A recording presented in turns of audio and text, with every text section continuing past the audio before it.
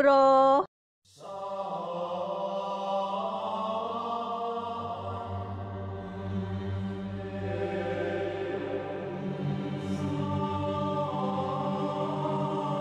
Azazel tertulis dalam berbagai kebudayaan di Mesopotamia dan sekitarnya pada masa lalu. Dalam tradisi Yahudi dikenal sebagai Azazel. Dalam Yunani dan Arab dikenal sebagai Azazil. Dalam tradisi Yom Kippur atau penghapusan dosa yang digelar selama 10 hari pada tiap tahunnya di bulan Elul, dalam kebudayaan Yahudi, tradisi ini memperkenalkan nama Azazel, di mana umat Yahudi harus membeli sepasang domba atau kerbau dengan fisik yang sama, harga yang sama, dan kekuatan yang sama. Salah satunya dikorbankan dan darahnya dipercikkan pada pemiliknya untuk menghapus dosa. Kemudian binatang tersebut dibakar. Abunya diletakkan ke kepala binatang yang satunya. Setelah itu dilepas sebagai penanggung dosa. Binatang yang dilepas ini dinamakan Azazel. Nama dan tradisi ini tertulis dalam kitab Taurat. Bait Allah yang pertama berbentuk tenda, kemudian bait Allah yang kedua dikokohkan dalam bentuk bangunan atas permintaan Raja Daud, namun baru dapat dibangun pada masa pemerintahan Raja Sulaiman. Kemudian mulai dikembangkan mengenai ide dan gagasan malaikat jatuh atau dikenal secara luas sebagai The Fallen Angel. Kitab Henokh adalah buku yang terkenal menjelaskan berbagai peristiwa malaikat jatuh. Kitab Henokh sendiri dimasukkan dalam kitab ortodok Ethiopia, sehingga kitab ini masuk dalam kategori pseudepigrapha atau tulisan yang tidak tergolong dalam kitab apokrifa, kanon maupun deuterokanonika. Henokh sendiri dalam tradisi Islam lebih dikenali sebagai Nabi Idris. Dalam kitab Henokh dituliskan Azazel merupakan salah satu malaikat jatuh di Gunung Hermon, di mana Azazel mengajari manusia membuat pedang, pisau, serta perisai dan baju perang. Azazel juga memperkenalkan logam-logam mulia yang ada di bumi. Azazel juga mengajarkan manusia cara mengolah logam-logam tersebut. Azazel mengajarkan manusia merias wajah dan tubuhnya, pewarnaan baju dan kosmetik, serta batu-batuan dan logam yang mahal, supaya manusia tampil elok dan mempesona. Disinilah salah satu bentuk kejahatan manusia dimulai, di mana memancing dosa kesombongan, percabulan, dan perzinahan. Setelah Tuhan melihat dosa yang dibawa oleh Azazel, Tuhan pun menyuruh malaikat Rafael mengikat tangan dan kaki Azazel dan melemparkannya ke dalam kegelapan dan membuat lubang di gurun yang ada di Dudael dan melemparkannya ke dalamnya. Setelah itu meletakkan di atasnya batu kasar dan bergerigi. Setelah itu malaikat Rafael menutupnya dengan kegelapan dan membiarkan Azazel tinggal di sana selamanya.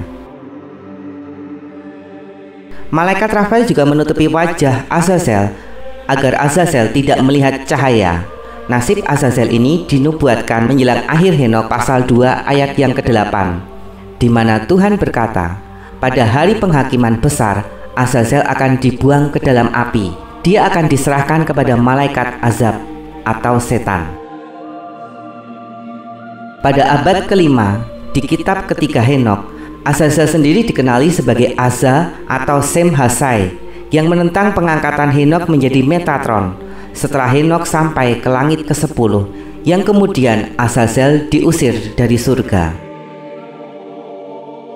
Dalam pseudepigrapha lainnya, yaitu The Apocalypse of Abraham, Azazel muncul sebagai burung najis yang turun ke atas korban dan memakan kurban yang disiapkan oleh Abraham. Hal ini mengacu pada kitab Taurat, khususnya Kejadian 15 ayat yang ke-11.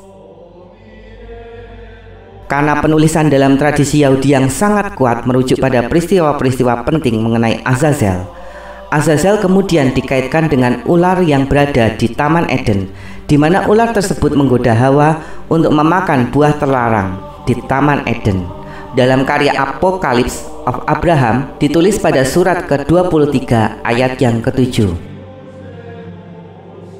Dalam Apocalypse of Abraham, Abraham mengatakan bahwa orang jahat akan membusuk di perut cacing licik Azazel dan dibakar oleh lidah api Azazel pada surat ke-31 ayat yang kelima. Dan sebelumnya, semoga kamu menjadi api tungku bumi. Pergilah, Azazel, ke bagian-bagian bumi yang belum terinjak, karena milik pusakamu ada di atas orang-orang yang bersamamu. Apocalypse of Abraham juga memberikan gagasan bahwa dunia diciptakan sebagian besar berada di bawah kekuasaan kejahatan, yaitu menjadi bagian dari Azazel. Pada surat ke-20 ayat yang kelima, sekali lagi mengidentifikasikan dia adalah seorang iblis atau sisi kejahatan yang sebanding dengan Mesias yang dijanjikan dalam tradisi Yahudi. Dalam tradisi Islam sendiri, Azazel lebih dikenal sebagai Azazil. Azazil dianggap sebagai salah satu yang paling dekat dengan tahta Tuhan, tetapi berdosa karena kesombongan dan menjadi setan. Azazil biasanya dianggap sebagai nama asli iblis sebelum ia diusir dari surga. Azazil telah diciptakan saat Tuhan menciptakan jin yang berasal dari api. Walaupun dalam beberapa tafsiran mistik Islam seperti tasawuf, Ismailisme, dan Alefisme, kejatuhan Azazil terjadi sebelum penciptaan dunia dan oleh karena itu menjadi pencetus dosa di dunia. Sama seperti Lucifer, Azazel tidak teridentifikasi dalam Lesser Key of Solomon. Dimungkinkan adalah sosok penguasa kegelapan yang sangat kuat sehingga tidak mampu disegel oleh Raja Sulaiman, yang dalam kepercayaan Yahudi, penguasa kegelapan ini hanya mampu disegel oleh Mesias yang dijanjikan oleh Tuhan. Dalam asumsi lain, Lucifer adalah nama kiasan dari Azazel. Namun, pada demonologi modern, keduanya menjadi pribadi yang berbeda.